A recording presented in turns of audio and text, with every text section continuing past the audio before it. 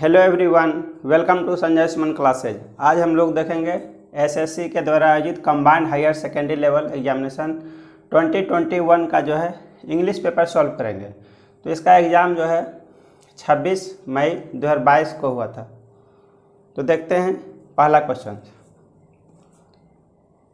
I was waiting from 2 hours.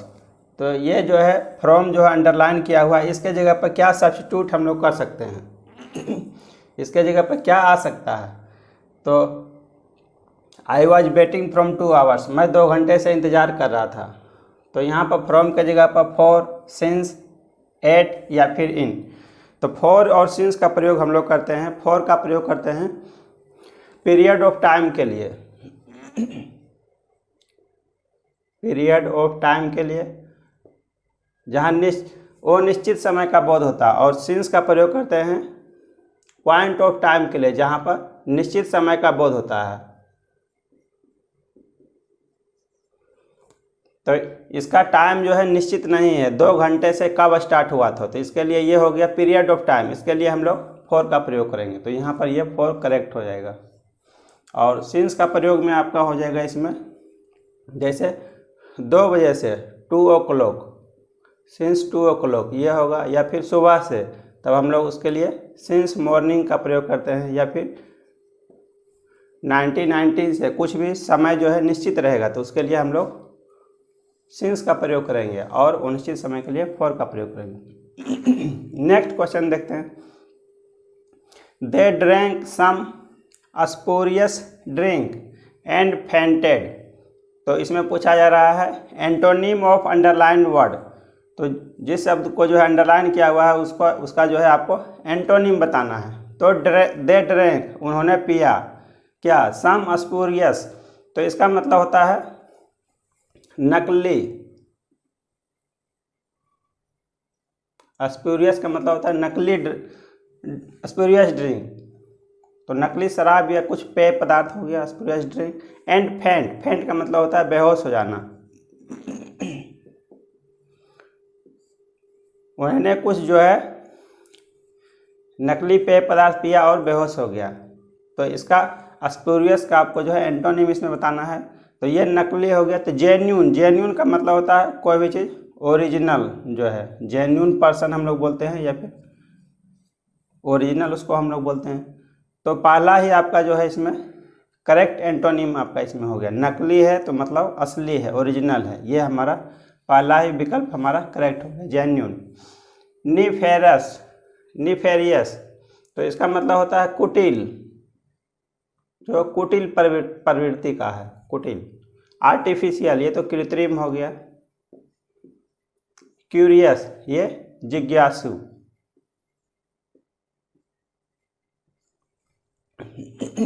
Next question जो है देखते हैं। Hard and fast, hard and fast का मतलब होता है कठोर, जो कठोर प्रवृत्ति का है। तो इसका आपको एडियन मीनिंग बताना है।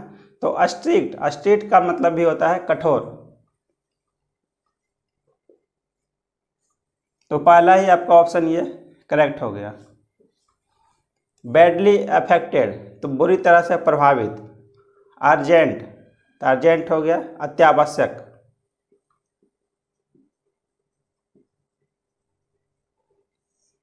क्विक वेटेड, मतलब तेज बुद्धि।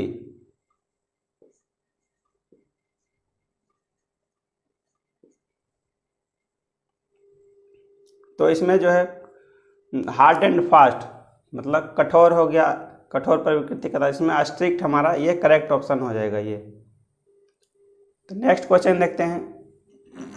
Human beings are usually ones who are naturally able to eat both plants and flesh. तो कह रहा है मनुष्य जाति जो होता है क्या, प्रायः हुआ होता है जो कि प्राकृतिक रूप से क्या एबल टू ईट, क्या पौधों और मांस दोनों को खाता है, उसको हम लोग क्या कहेंगे? तो हार्बीवोरस। तो हार्बीवोरस का मतलब सिर्फ हो गया शाकाहारी, जो कि सिर्फ प्लांट प्रोडक्ट पर निर्भर करता है। कैनिबल्स, कैनिबल्स हो गया नरभक्षी, जो मनुष्य के मांस को खाता है उसको हम लोग कैनिबल्स कहेंगे। ओमनीवोरस, ओमनीवोरस मतलब हो गया सर्वाहारी, जो सभी कुछ खाता है, प्लांट एनिमल सभी कुछ खाता है, उसको हम लोग ओमनीवोरस कहते हैं। कार्निवोरस सिर्फ जो है मांसाहारी, जो सिर्फ मांस पर निर्भर करता है, उसको हम लोग कार्निवोरस। तो यहाँ पर जो है प्लांट और मांस दोनों पर निर्भर रहता है, उसको हम लोग क्या कहेंगे, ओमनीवोरस। ये हमारा करेक्ट ऑप्शन सी हो जाएगा। नेक्स्ट क्वेश्चन देखते हैं। यह फिल इन द ब्लैंक से रिलेटेड पूछा गया है। As soon as she opened the cage the birds blank. तो कह रहा है जैसे ही उसने जो है पिंजरा को खोला, opened the cage the birds क्या हो जाएगा। तो ये जब पहला पार्ट आपका जो है past tense, past indefinite tense में है, तो ये भी आपका जो है पास्ट टेंस में ही होगा। तो फ्लाई अवे उड़ जाता है, ये तो इंडेफिनिट में प्रयोग किया गया है, इसमें जो है V1 के रूप में ये नहीं होगा। फ्लाई अवे ये भी नहीं होगा। फ्लॉन अवे ये भी गलत है। ये आपका जो है इसमें फ्ल्यू अवे, तो यहाँ पर V2 के रूप में जो है फ्ल्यू अवे, ये हमारा करेक्ट आंसर हो जाएगा। जैसे ही उसने जो है पिंजरा को खोला, पक्षियाँ जो है उड़ गई, तो बर्ड्स फ्ल्यू अवे, ये हमारा करेक्ट आंसर हो जाएगा। ये V3 के रूप में है, ये यहाँ पर V3 के रूप में ये भी प्रयोग नहीं होगा। नेक्स्ट क्वेश्चन देखते हैं। It was an impetuous decision to buy a car when he didn't a job. तो कह रहा है यह एक जो है वो विवेकी निर्णय था। इम्पेटुअस का मतलब होता है वो विवेकी। यह जो है एक वो विवेकी निर्णय था टू बाय ए कार, एक कार खरीदने का, when he didn't a job, जब उसके पास जो है जॉब नहीं था। तो इसका एंटोनिम आपको बताना है, एंटोनिम ऑफ अंडरलाइन वर्ड। तो इम्पेटुअस का जो है ओ विवेकी का उल्टा होना चाहिए यहाँ पर समझदार। तो सेंसिबल का मतलब होता है समझदार। पहला विकल्प ही हमारा करेक्ट हो गया। ये ओ विवेकी है तो ये समझदार है, ये इसका करेक्ट एंटोनिम हो गया। तो डेंस का मतलब तो घना होता है। आर्ग्यू पूर्ण, विवाद योग्य।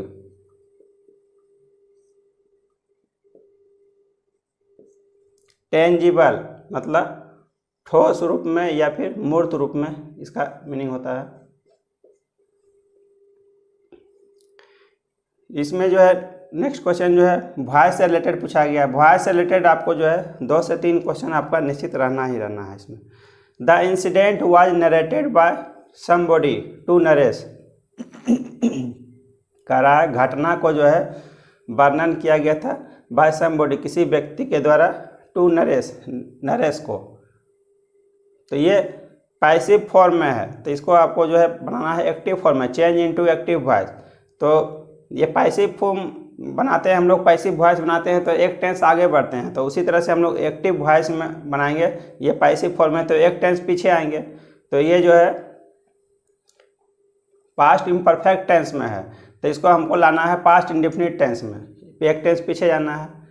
तो the incident was narrated by somebody, तो ये हो गया, तो ये सब्जेक्ट हो गया। तो समबॉडी V2 फॉर्म में होगा, पास्ट इंडेफिनिट में somebody narrated the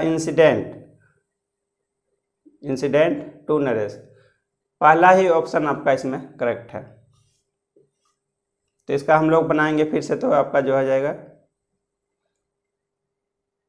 the incident, यहाँ से बनाएंगे द इंसिडेंट, फिर अगला टेंस में ले जाएंगे तो वाज या वेयर का प्रयोग करेंगे। The incident was narrated by somebody. में हम लोग नेक्स्ट क्वेश्चन देखते हैं।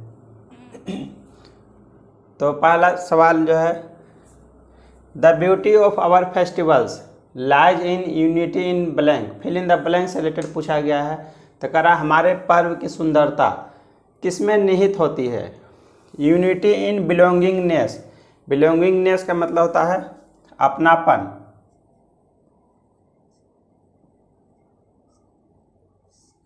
रिचनेस इसका मतलब होता है प्रचुरता। और इंक्लूजन ये हो गया शामिल, डाइवर्सिटी अनेकता। तो हमारे पर्व की सुंदरता जो है किस में निहित होती है? तो यूनिटी इन डाइवर्सिटी, विविधता में एकता। तो ये तो एक पहले भी है, यूनिटी इन डाइवर्सिटी, तो ये करेक्ट ऑप्शन इसमें ये हो जाएगा ऑप्शन डी। नेक्स्ट क्वेश्चन जो है इसमें सब्स्टिट्यूशन से रिलेटेड पूछा गया है। It was a catch 22 situation for the manager, कह रहा है यह मैनेजर के लिए जो है कैच 22 सिचुएशन का मतलब होता है इम्पॉसिबल सिचुएशन, असंभव स्थिति। एक इडियम है, उसका आपको इसमें मीनिंग आपको बताना है। तो a positive outcome in a tough situation, कह रहा है कोई कठिन परिस्थिति में जो है कोई पॉजिटिव रिजल्ट आना। Held as the ultimate champion, तो कह रहा है इसमें चैंपियन की तरह जयकार करना। वर्दी सक्सेसर टू द थ्रोन, सिंहासन का योग्य उत्तराधिकारी होना। नेक्स्ट है a difficult situation in which the solution to a problem is impossible, मतलब वैसा कठिन परिस्थिति जिसमें जो है किसी समस्या का जो है समाधान जो है असंभव हो। तो ये सेम आपका है कैच 22 सिचुएशन मतलब हो गया इम्पॉसिबल सिचुएशन, और ऑप्शन डी में भी आपका सेम है। तो ये हमारा करेक्ट आंसर ऑप्शन डी हो जाएगा। नेक्स्ट क्वेश्चन भी आपका फिल इन द ब्लैंक से रिलेटेड पूछा गया है। She was laughing from the blank exuberance of the performance, तो एक्सक्यूबेरेंस का मतलब होता है ये उल्लास के साथ।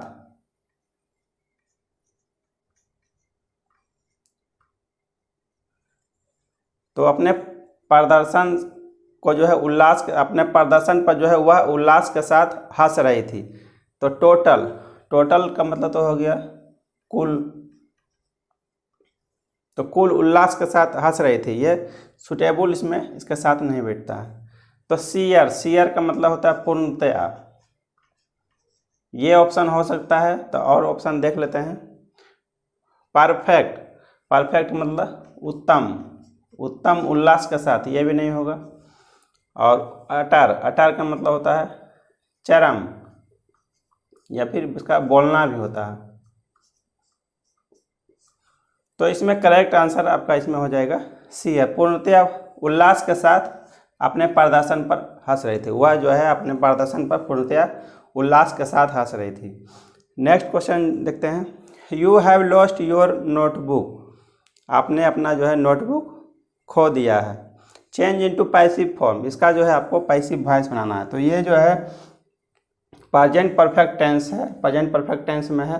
तो इसमें वॉइस हम लोग एक टेंस आगे बढ़ते हैं। तो you have lost your pen, तो ये हो गया योर लॉस्ट पेन, ये ऑब्जेक्ट हो गया। यहाँ से हम लोग स्टार्ट करेंगे। तो your notebook, you have lost your notebook, तो योर नोटबुक जो है ये ऑब्जेक्ट हो गया। ये थर्ड पर्सन सिंगुलर नंबर में हो जाएगा। तो योर नोटबुक गॉट लॉस्ट, ये पास्ट इंडेफिनिट में बनाया गया है, ये गलत हो गया। योर नोटबुक इज लॉस्ट, ये प्रेजेंट इंडेफिनिट में है। Your notebook has been lost, ये प्रेजेंट परफेक्ट कंटिन्यूअस टेंस में है। ये हमारा करेक्ट ऑप्शन हो गया।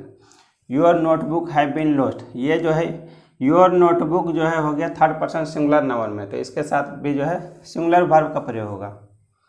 नेक्स्ट क्वेश्चन देखते हैं। सैवेज का आपको एंटोनिम बताना। तो सैवेज का मतलब होता है असभ्य या फिर जंगली भी हम लोग जिसको बोलते हैं। तो सिविलाइज्ड का मतलब होता है सभ्य। तो इसका करेक्ट एंटोनिम आपका पहला विकल्प में ही आपका इसमें करेक्ट है। सैवेज हो गया असभ्य, तो सिविलाइज्ड मतलब सभ्य हो गया। तो एडिक्वेट का मतलब होता है पर्याप्त, कोई भी चीज़ पर्याप्त मात्रा में है, तो ये भी ऑप्शन गलत हो जाएगा। इम्पार्शल, तो इम्पार्शल का मतलब होता है निष्पक्ष। ब्रूचल मतलब क्रूर।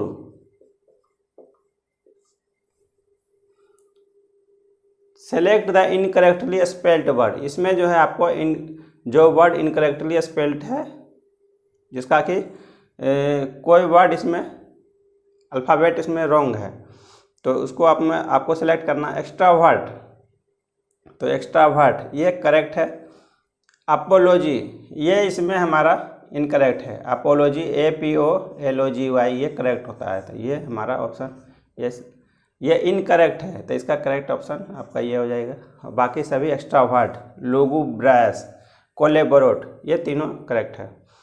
नेक्स्ट क्वेश्चन भी आपका जो है वॉइस से रिलेटेड पूछा गया। Siddharth is floating a grand plan by next week, तो Siddharth is floating a grand plan, तो ये जो है प्रेजेंट इम्परफेक्ट टेंस में है, तो आपका जो है तो प्रेजेंट इम्परफेक्ट टेंस में जो है इज RM पहले से है, तो उसके साथ हम लोग क्या करते हैं, बीइंग का प्रयोग करते हैं, इज RM या फिर, तो इसके साथ में इसको नेक्स्ट टेंस नहीं ले आते हैं, उसी टेंस में जो है प्रेजेंट इम्परफेक्ट टेंस में ही उसके साथ में बीइंग का प्रयोग करते हैं। तो Siddharth is floating a grand plan by next week, ये आपका जो है ऑब्जेक्ट हो गया ए ग्रैंड प्लान, तो एक ग्रैंड प्लान से स्टार्ट होगा।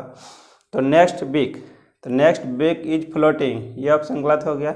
Siddharth is being floated, Siddharth is being, Siddharth से ही यहाँ स्टार्ट हो गया, सब्जेक्ट से, ये गलत हो गया। एक grand plan is being floating, यहाँ पर जबकि फ्लोटेड होना चाहिए, V3 के रूप में आएगा। एक grand plan is being floated by Siddharth by next week, ये करेक्ट ऑप्शन आपका है इसमें। एक ग्रैंड प्लान हो गया, इज के साथ इसमें बीइंग का प्रयोग, उसके बाद V3 का प्रयोग होगा, तो ये हमारा करेक्ट ऑप्शन D हो गया। The affection of her husband carried her up in the midst of all her problems, तो अफेक्शन का मतलब होता है प्रेम, उसके पति का प्रेम carry up, carried her up, carry up एक आइडियम होता है, इसका मतलब होता है सपोर्ट करना। कैरिड हर अप, उसे सपोर्ट किया, in the midst of all her problems, उसके सभी समस्या के बीच में, मिड्स का मतलब बीच में।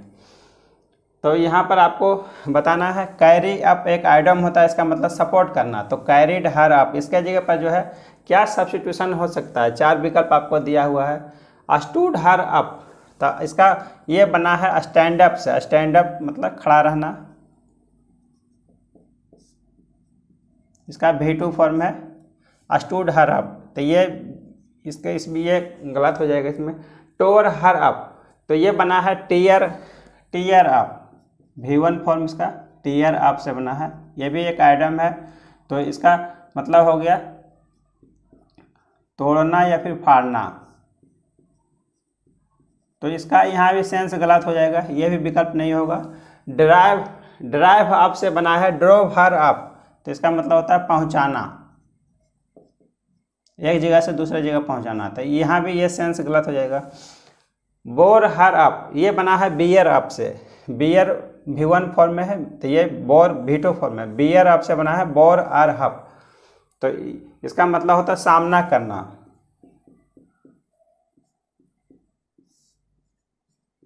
तो ये करेक्ट विकल्प हमारा ऑप्शन D हो जाएगा।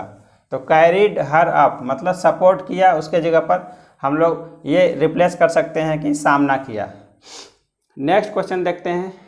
दी blank, fill in the blank से रिलेटेड क्वेश्चन पूछा गया है। The dash of the worksheets is not an easy job, तो ये आपको जो है इसमें 4 विकल्प दिया गया है। रिकॉन्सिलिएशन का जो है आपको 4 इसमें एक करेक्ट दिया हुआ है, बाकी 3 जो है इनकरेक्ट है, तो इसमें कौन सा करेक्ट ऑप्शन, ये आपका जो है रिकॉन्सिलिएशन, चारों फॉर्म में आपका वही चीज़ लिखा गया है, लेकिन जो है इसमें गलत अल्फ़ाबेट इसमें दिया गया है, तो ये भी गलत हो गया। ये रिकॉन्सिलेशन, ये भी गलत हो गया, ये भी गलत हो गया, एस का प्रयोग इसमें है। रिकॉन्सिलिएशन ये फॉर्म सही है, तो रिकॉन्सिलिएशन का मतलब होता है मिलान या फिर सुलह, समझौता या फिर सुलह, तो यहाँ पर तो मिलान का प्रयोग, यहाँ पर समझौता का प्रयोग नहीं होगा। The reconciliation of the worksheet मतलब फाइल का, वर्कशीट का जो है क्या, is not an easy job, एक आसान काम नहीं है, तो क्या करना, मिलान करना, उसको मिलाना, तो ये हमारा ऑप्शन डी करेक्ट हो जाएगा। नेक्स्ट क्वेश्चन देखते हैं। माई सक्सेस वाज कंप्लीट करा है, मेरा सफलता पूर्ण था। एंड द डिलाइटेड डायरेक्टर्स, और उत्साहित जो है निर्देशक, blank me the privilege of developing automatic regulators which were much desired. तो एंड द डिलाइटेड, उत्साहित निर्देशक क्या किया, डाइस मी एकॉर्डेड, तो एकॉर्डेड का मतलब होता है सहमत होना, सहमत होना, मुझसे सहमत हुआ। एंड द डिलाइटेड डायरेक्टर सहमत हुआ। द प्रिविलेज, प्रिविलेज का मतलब होता है विशेषाधिकार, विशेष किस चीज़ का विशेषाधिकार हो गया, डेवलपिंग विकसित करने के लिए, automatic regulators which were much desire, जिसकी जो है बहुत आवश्यकता थी। तो पहला ऑप्शन आपका इसमें करेक्ट हो रहा है, लेकिन और ऑप्शन देख लेते हैं हम लोग। कॉन्ट्रास्टेड का मतलब होता है अंतर बताना,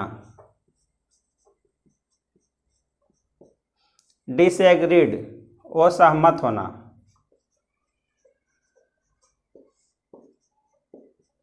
रिमूव्ड का मतलब तो होता है हटाना। तो यहाँ पर पहला ऑप्शन ही आपका इसमें करेक्ट है। My success was complete and the delighted directors accorded me, हमसे जो है सहमत हुआ, मुझसे सहमत हुआ। नेक्स्ट क्वेश्चन देखते हैं। फॉर्मर, इसका आपको एंटोनिम बताना है। तो फॉर्मर का मतलब होता है पहले वाला, पहला या पहले वाला। और एडिशनल, तो एडिशनल का हो गया अतिरिक्त। लेटर, लेटर का मतलब होता है बाद वाला। तो ये ऑप्शन इसका करेक्ट एंटोनिम हो जाएगा। फॉर्मर पहले, तो लेटर बाद में, इसका करेक्ट एंटोनिम हो जाएगा। फीदर्ड, फीदर्ड का मतलब होता है प्रदर्शित। एक्सटर्नल, ये बाहरी हो गया। तो नेक्स्ट क्वेश्चन देखते हैं। रिलक्टेंट, रिलक्टेंट का मतलब होता है, इस आपको साइनोनिम बताना है। तो इसका होता है अनिच्छुक।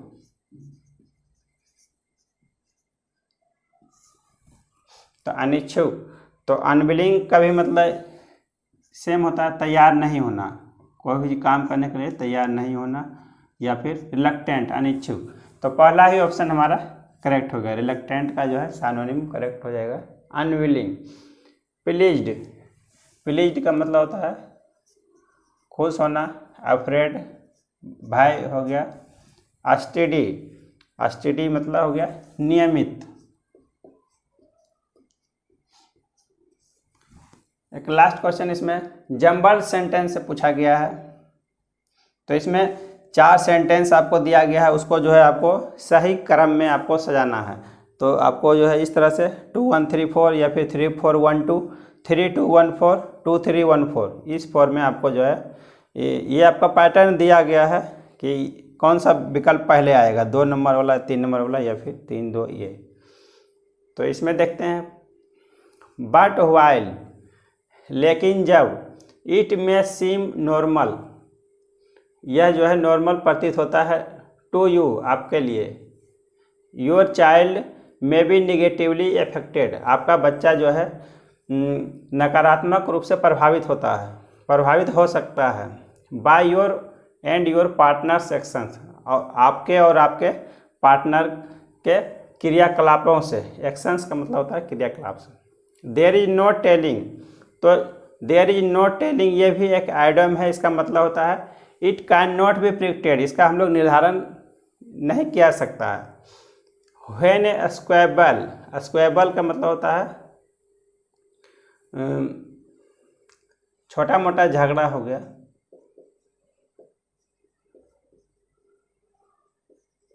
It can not be predicted, इसका हम लोग निर्धारण नहीं कर सकते हैं। When a squabble between a couple, कह रहा है एक कपल के बीच में जब छोटा मोटा झगड़ा होता है तो क्या होता है, मे एग्रेवेट एंड स्केलेट इनटू समथिंग अगली। तो एग्रेवेट का मतलब हो जाता है क्रोधित होना, और स्केलेट, स्केलेट का मतलब होता है गंभीर बनाना। इनटू समथिंग अगली, अगली मतलब भयावह स्थिति को जो है बना देता है। Which when witnessed by child, जिसे कि जो है जब एक बच्चे के द्वारा जो है देखा जाता है तो क्या हो सकता है, माइट डिवास्टेट देम ग्रेवली। तो डिवास्टेट का मतलब होता है सदमा पहुंचाना, सदमा लगना। ग्रेवली का मतलब होता है गंभीर रूप से। नेक्स्ट है there is no relationship that does not falter. तो कह रहा है वैसा कोई रिलेशनशिप या संबंध नहीं होता है जिसमें कि लड़ाई नहीं होता, फाल्टर लड़खड़ाना, इसका मतलब होता है लड़खड़ाना। आर्ग्यूमेंट्स वाद विवाद, डिसएग्रीमेंट असहमति, एंड कन्फ्लिक्ट्स मतलब हो गया टकराव। कन्फ्लिक्ट्स आर एक्सट्रीमली कॉमन, ये सभी एक्सट्रीमली कॉमन, ये सभी कॉमन है even in a healthy relationship. एक अच्छे रिलेशनशिप में भी जो है वाद विवाद असहमति और जो है कॉन्फ्लिक्ट टकराव ये सभी आम बात है। तो ये आपको चारों विकल्प को जो है इसमें आपको करेक्ट फॉर्म में करेक्ट सीक्वेंस में सजाना है। तो इसमें पहला नंबर तो आपका आएगा, पहला भूमिका के रूप में आएगा, there is no relationship that does not falter. ये भूमिका से स्टार्ट हो रहा है तो 3 नंबर से आपका स्टार्ट होगा। पहला आपका हो जाएगा 1 नंबर में 3 नंबर आएगा, पहले सबसे पहले 3 नंबर वाला आएगा।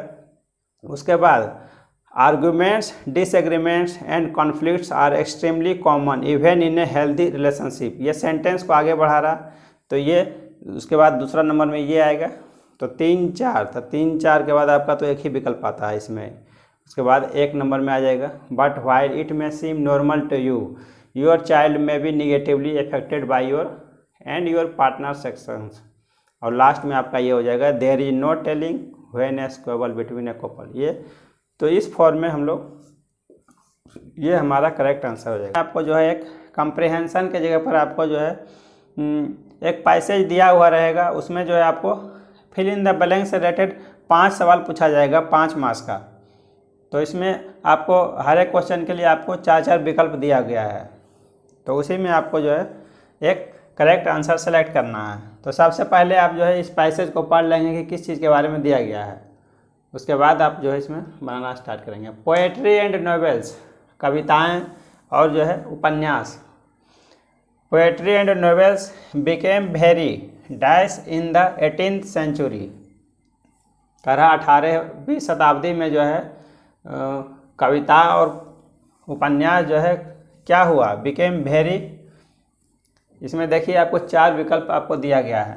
लाइकली, बिकेम वेरी, इसका मतलब होता है संभावित, तो इसका संभावित बिकेम वेरी संभावित, तो ये ऑप्शन गलत हो गया। पॉपुलर, तो ये ऑप्शन हो सकता है 18वीं शताब्दी में जो है कविता और जो है उपन्यास जो है काफ़ी पॉपुलर हुआ, प्रसिद्ध हुआ, तो ये ऑप्शन हो सकता है। और नेक्स्ट देख लेते हैं इन्फ्लुएंशियल, इसका मतलब होता है प्रभावशाली। तो कोई व्यक्ति कितना प्रभावशाली है उस सेंस में इसका प्रयोग हम लोग करते हैं इन्फ्लुएंशियल का, तो यहाँ पर ये सुटेबल नहीं होगा। डिजायर्ड, इच्छित, तो ये भी ऑप्शन गलत होगा, तो इसमें जो है करेक्ट ऑप्शन हो जाएगा popular. Robinson Crusoe by Daniel Defoe was published in 1719। तो कह रहा है इसमें रॉबिन्सन क्रूज ये उपन्यास जो पब्लिश हुआ था बाय डैनियल डिफॉय के द्वारा 1719 में। This is regarded is the first successful English novel. इसे जो है सबसे सफल इंग्लिश नोवेल माना जाता है। It is partly based on, यह जो है आधारित था किस पर, partly based on the true life adventures of a traveller. कह रहा एक जो है ट्रेवलर कॉल्ड एलेक्जेंडर सेलकर्क, तो जो है एक ट्रेवलर था घूमने वाला एलेक्जेंडर सेलकर्क, उसी के जो है साहसिक कारनामों पर आधारित था। जोनाथन स्विफ्ट्स गुलिवर ट्रेवल्स, तो गुलिवर ट्रेवल्स भी जो है एक फेमस नोवेल था, तो वो लिखा गया था जोनाथन स्विफ्ट के द्वारा। वाज रिटेन इन 1726 एंड, अब देखिए आपका दूसरा विकल्प आ रहा है 22 dash for imaginary journeys of A ships doctor named Gulliver. तो गुलिवर जो है एक जहाज का एक डॉक्टर था तो उसके जो है काल्पनिक यात्रा के बारे में उसमें बताया गया है। तो Jonathan Swift Gulliver Travels was 10 in 1726 and dies for imaginary journey, मतलब इस उपन्यास के बारे में क्या बताता है। 22 डिस्क्राइब्स वर्णन करता है, and describes for imaginary journeys, तो ये हो सकता है वर्णन करना। रिप्रेजेंट्स, ये हो गया प्रतिनिधित्व करना, ये यहाँ पर सुटेबल नहीं होगा। एक्सप्रेस, ये अभिव्यक्त करना, तो ये भी सुटेबल नहीं होगा। डिस्क्लोजेज, खुलासा करना, तो ये भी सुटेबल नहीं होगा। तो यहाँ करेक्ट ऑप्शन हो जाएगा डिस्क्राइब्स, वह जो है वर्णन करता है। Describes for imaginary journeys of A ships doctor named Gulliver. आप देखिए नेक्स्ट आपका जो है फिल इन द ब्लैंक्स आ रहा है। Poetry blank around British people and places, तक कह रहा पोएट्री जो है ब्रिटिश लोगों पर ही और ब्रिटिश स्थानों पर ही आधारित होता था। तो यहाँ पर पोएट्री एग्जीक्यूटेड, तो एग्जीक्यूटेड का मतलब होता है अमल में लाना, यहाँ पर यह भी सुटेबल नहीं होगा।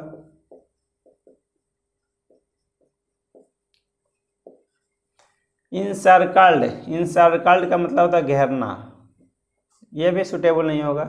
रिवोल्व मतलब घूमना, ये करेक्ट हो सकता है, लेकिन एक और विकल्प देख सकते हैं रिवोल्यूशनाइज्ड, ये तो मतलब हो गया क्रांति लाया, ये भी सुटेबल नहीं होगा। तो यहाँ जो है करेक्ट ऑप्शन ये रिवॉल्व हो जाएगा। तो करा पोएट्री जो है घूमता था किसके इर्द गिर्द, ब्रिटिश पीपुल के, ब्रिटिश लोगों के इर्द गिर्द और ब्रिटिश स्थानों के इर्द गिर्द। नेक्स्ट पार्ट देखते हैं। पोएट्स ऑल्सो कंसिडर्ड नेचर, कवि जो था ऑल्सो कंसिडर्ड नेचर, प्रकृति को जो है एज ए सोर्स, अपना स्रोत बनाया, as a source of dash, आपका 24th।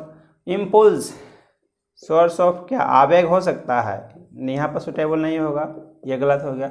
मोटिवेशन, इसका मतलब भी प्रेरणा होता है, और इंस्पायरेशन, इसका मतलब भी प्रेरणा होता है।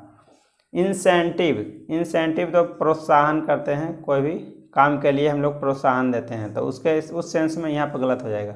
तो यहाँ पर हो सकता है मोटिवेशन और इंस्पायरेशन, ये दोनों में से कोई एक होगा।